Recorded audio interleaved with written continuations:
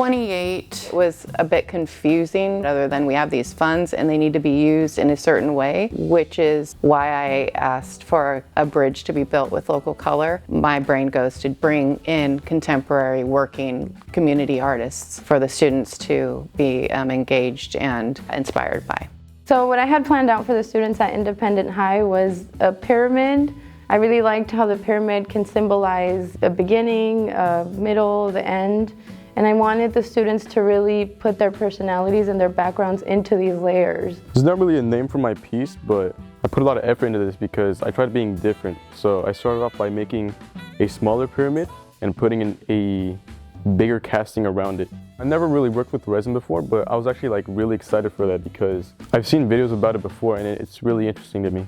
To me, this workshop was different because we ended up doing whatever we wanted, you know. Usually in art class there's this outline you're supposed to follow, but over here we had this creative freedom.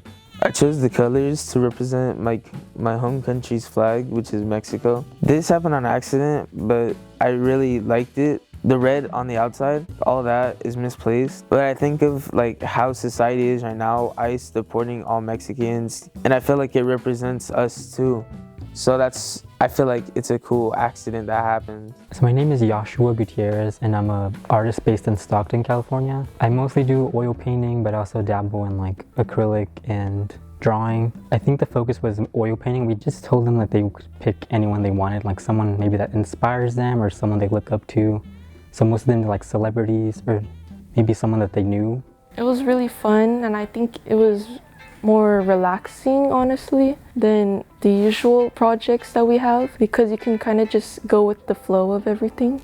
It benefits students so much to be working with artists from their community that have a very focused medium that they work with and have very valuable information to pass on to students of little tips and tricks and whatever to use that medium.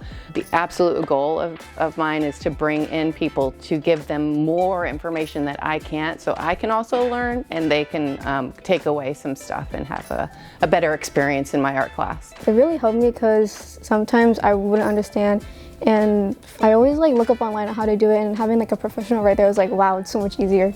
To see them be interested in it, to see their curiosity and the way they really dove into the projects, the feedback from the students, the expressions, their faces when they see their final pieces, it's really meaningful to me. Before Local Color reached out to me, I had no formal experience in a classroom or a workshop setting.